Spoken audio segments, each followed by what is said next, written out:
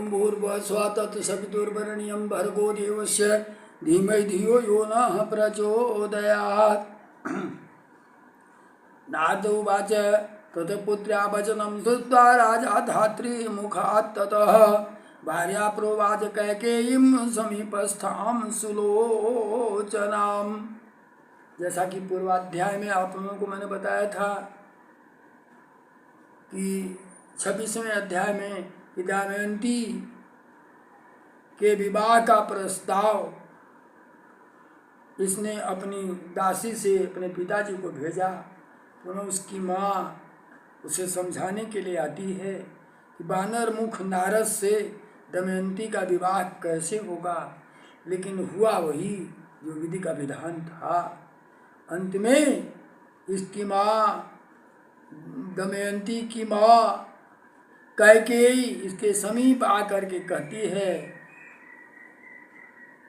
और इससे बहुत कुछ बोलती है, जिसे आप आगे सुनेंगे।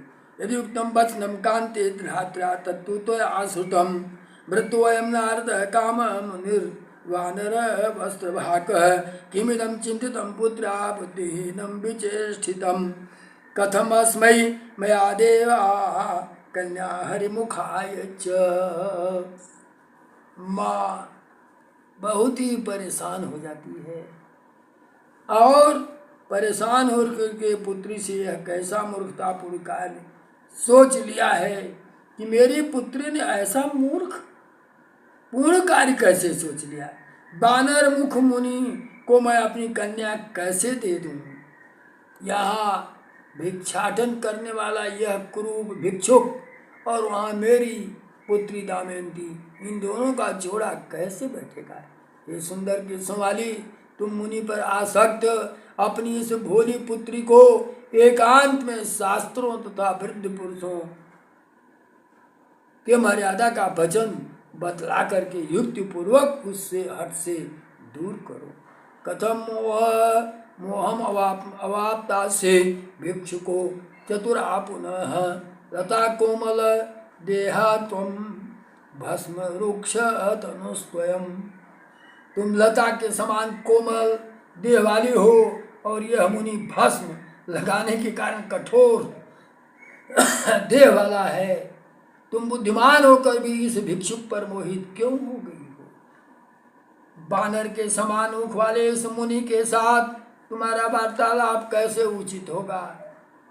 हे पवित्र मुस्कान वाली इस निंदित पुरुष पर तुम्हारी कौन सी प्रीति हो सकेगी। लग्ना बबूल वृक्षेण कोमलां मालती लतां दृष्ट्वा कस्य मना खेदं चतुरस्य न गक्षति। दासेरकाय तांबूली दलानि कोमलानि कः ददाति भक्षणार्थाय मूर्खो अपि धरणी तले। तुम्हारा भर तो कोई राजकुमार होना चाहिए, तुम व्यर्थ में हट कर रही हो। धात्री के मुख से ऐसी बात सुन करके तुम्हारे पिता को बहुत दुख हुआ है। बबूल के वृक्ष से लिपटी हुई कोमल मालती लता को देखकर किसी बुद्धिमान व्यक्ति का मन दुखित नहीं होगा। इस पृथ्वी तल पर ऐसा कौन मूर्ख होगा जो खाने के लिए ऊंट को कोमल पान के पत्ते देगा। विवाह होते समय नारद के पास बैठकर तुम्हें उसका हाथ पकड़े हुए देखकर किसका जल नहीं जाएगा। इस कुत्सित मुख वाले के साथ बात करने में कोई रुचि भी तो नहीं उत्पन्न होगी। इसी बीच नारद क्या कहते हैं, माताजी की यह बात सुनकर मेरे प्रति दृढ़ निश्चय वाली उस कोमलांगी दमयंती ने अत्यंत व्याकुलता पूर्ण अपने माता से कहा। क्या कहा।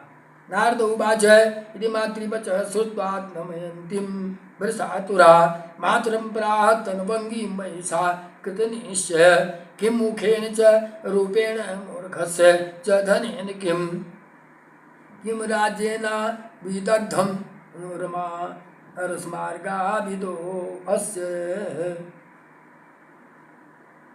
दमयंती ने अत्यंत व्याकुलता पूर्वक अपनी माता से कहा, रसमार्ग से अनभिज्ञ तथा कला ज्ञान से रहित मूर्ख राजकुमार के सुंदर मुख रूप धन तथा राज्य से मेरा क्या प्रयोजन है। मुझे तो जो पसंद आ रहा है मैं उसी से अपनी शादी करूंगी। हरिण्यो अपि बने धन्या या नादेन विमोहिता माता प्राण प्रक्षन्ति तिंग मूर्खान मानुषान भुवि। वन में रहने वाला हरिणी धन्य है जो नाद से मोहित होकर अपने प्राण भी दे सकता है। नारदो वेत्ति मां विद्याम मातः सप्त स्वर स्वरात्मिकान तृतीय कोपि नो वेद शिवा धन्य है पुनान किल। हे माता, नारद जी जिस सप्त स्वरमयी विद्या को जानते हैं उसे भगवान शंकर को छोड़कर तीसरा कोई व्यक्ति नहीं जानता है। मूर्खेण स संवासो मरणम तक्षण ओ क्षणे रूपवान धनवान त्याज्यो गुणहीनो नर सदा। मूर्ख के साथ रहना प्रतिक्षण मृत्यु के समान होता है। अति सुंदर रूप के संपन्न तथा संपत्तिशाली होते हुए भी अगर गुणहीन है तो उसका कोई महत्व नहीं है। उसी प्रकार स्वर ज्ञान में अत्यंत प्रवीण पुरुष शिवलोक पहुंचा देता है। जो व्यक्ति स्वर के प्रमाण को जानता है वह मनुष्य होता हुआ भी देवता है, किंतु जो स्वरों के शब्द भेद का ज्ञान नहीं रखता वह पशु के समान है। स्वरमानम तो जो वेद स देवो मनुष्यो अपि सन सप्तभेद न जो वेद स पशु सुर सुरराडपि मूर्छना तान मार्गम तो श्रुत्वा मोदम न याति स पशु सर्वथा गेयो हरिणाम पशु नहि। और मूर्छना तथा तान मार्ग को सुनकर जो आह्लादित नहीं होता उसे साक्षात पशु समझना चाहिए, बल्कि स्वर प्रेमी हरिण को पशु नहीं समझना चाहिए। वरम विष्धरम सर्पम श्रुत्वा नादम मनोहरम अश्रोतो अपि मुदम याति धिक कर्णाच मानवः बालो अपि सुस्वरम गेयम श्रुत्वा मुदित मानसः जायते किंतु ते वृद्धा न जानन्ति धिक अस्तुतान। सर्प जो है वो मधुर गीत को सुन करके विषधर सर्प श्रेष्ठ है, क्योंकि वह कान में होने पर भी कान उसके पास नहीं होता है, लेकिन मनोहर नाद को सुन करके प्रफुल्लित हो जाता है। किंतु उस मनुष्य को धिक्कार है जो कर्णयुक्त रहने पर भी नाद सुन करके आनंदित नहीं होता है। मधुर स्वर से गाए गए गीत को सुनकर बालक भी प्रसन्नचित्त हो करके, किंतु जो वृद्ध गान के रहस्य को नहीं जानते उन्हें धिक्कार है। क्या मेरे पिताजी नारद के बहुत से ऐसे गुण हैं जिसे वो कदापि नहीं जानते हैं। किन्नराच प्रियाकस्य भवन्ति तुर्गाननाः गान विद्या समाजुक्ता किं मुखेन वरेण। अश्व के समान मुख वाले निरंतर गान विद्या से संपन्न होने के कारण जिसको प्रिय नहीं होते, किसी के सुंदर मुख से क्या प्रयोजन। हे माता, आप मेरे पिताजी से कह दें कि मैं मुनि श्रेष्ठ नारद का वर्ण कर चुकी हूँ, अतएव हठ छोड़कर अप्रसन्नता पर मुझे उन्हें नारद को सौंप दें। नारद जी भी कुछ अपने विचार प्रस्तुत करते हैं। पुत्री की बात सुनकर तथा नारद मुनि में उनका अनुराग जानकर परम सुंदरी रानी ने राजा से कहा, हे राजेंद्र, अब आप किसी शुभ दिन में ये नारदो उवाच इति पुत्रावच श्रुत्वा राज्ञी राज्ञे निवेदयेत् आग्रहं सुंदरीं ज्ञात्वा सुताया नारदे मुनो विवाहं कुरु राजेन्द्र दमयन्त्या शुभे दिने मुनिना स च सर्वज्ञो वृतो आसुमन सानया। उसकी माँ भी कहती हैं, आज शुभ दिन देख करके मेरी पुत्री की शादी कर दें। एवं दारग्रह कृत्वा वानरस्य परम तपः स्थितत्र मनसा दह्यमानेन चान्वहम्। हे परंतप, इस तरह विवाह हो जाने के पश्चात बानर के समान मुख वाला मैं अत्यंत दुखी मन से वहीं रहने लगा। यदा गक्षाद राजसुता सेवार्थम मम सन्निधौ अभवं दुख संतप्तम अस्तिदाहम बानराननम। बानर के मुख होते हुए भी वह राजा की पुत्री मेरा सेवा शुश्रूषा करने लगी। दमयंती तू माम वीक्ष प्रफुल्ल बदना अम्बुजा शोकम बानरस वर्तत्यान चकारम का कदाचनम। मेरे बंदर जैसे मुख को देखकर भी वह कभी भी दुखित नहीं होती थी, वह आनंदित ही होती थी। मैं प्रेम पूर्वक उसका पर्याप्त सम्मान किया तथा विधिवत पूजा की। दिव्य आसन पर विराजमान मुनि पर्वत आ गए, पर्वत मुनि आ गए भाई। एवं गच्छित काले तो सहसा पर्वतो मुनि कृत कुर्व तीर्थान अनेकानि द्रष्टुम मासम उपागत। ये पर्वत मुनि जो इनको शाप दे दिए थे कि जाओ तुम बानर का मुख हो जाओ, वो भी मेरा हालचाल लेने के लिए आ गए।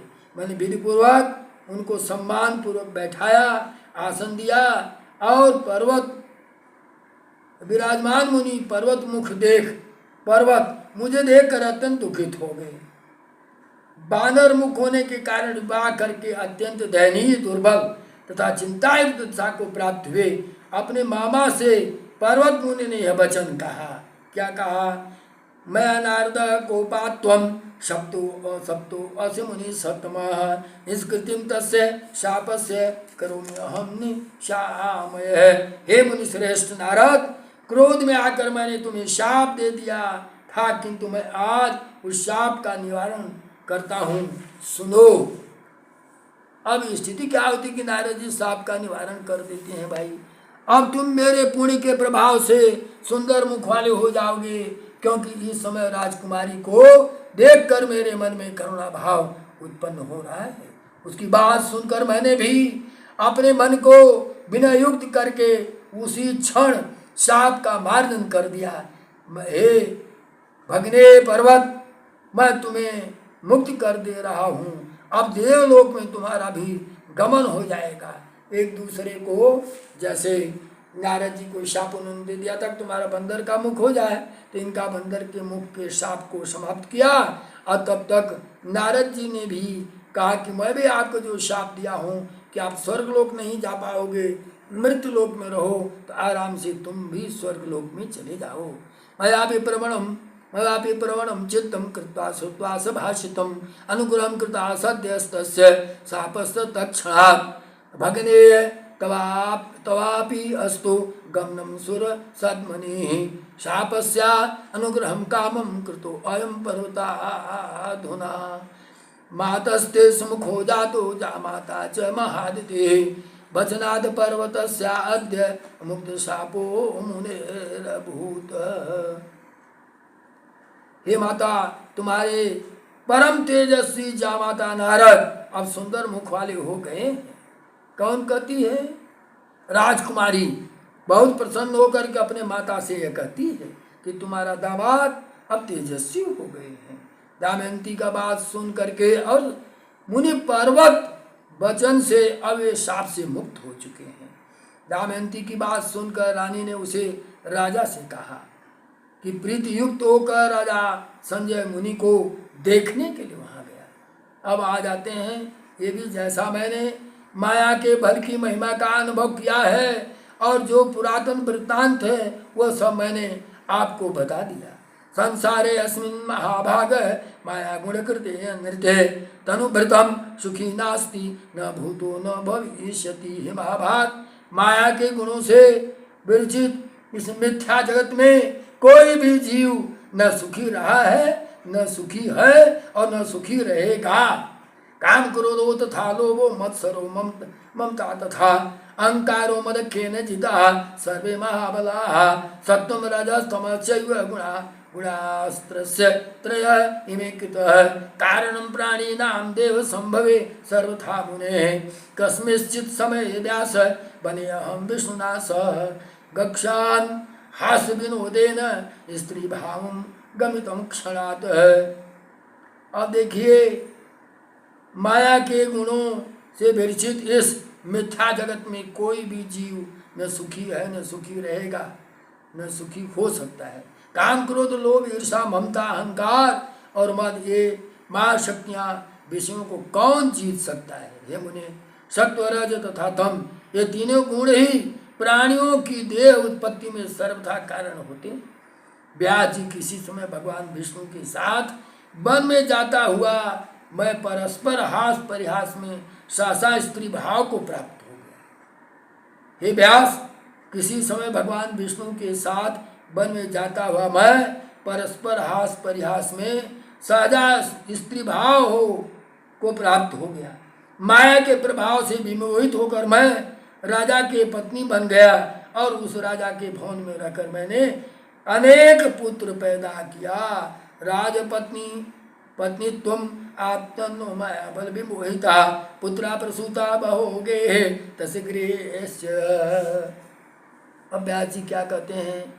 हे साधो, हे मुने, आपकी बात सुनकर मुझे महान संदेह हो रहा है।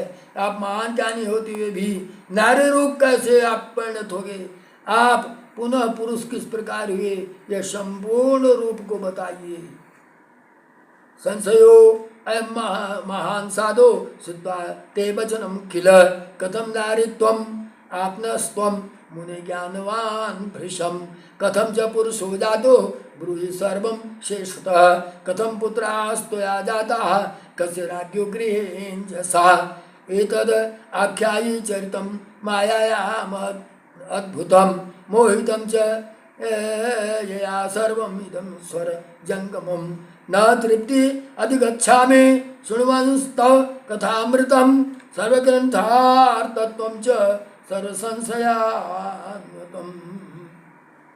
आप इस महामाया के अत्यंत अद्भुत चरित्र का वर्णन कीजिए, जिन्होंने स्थावर जंगमात्मक समग्र जगत को भी मोहित कर रखा है। सभी ग्रंथों के अर्थ तत्वों से युक्त तथा समस्त संशयों का नाश करने वाले आपके कथामृत का श्रवण करता हुआ मैं तृप्त नहीं हो रहा हूँ। श्रीमद्देवी भागवते महापुराणे अष्टादश सत्र साम संहितायां षष्ठ स्कंधे नारद माया दमयन्त्यास विवाह वर्णनम नाम सप्तविंशोऽध्यायः। बोलो माँ जगदम्बा की जय।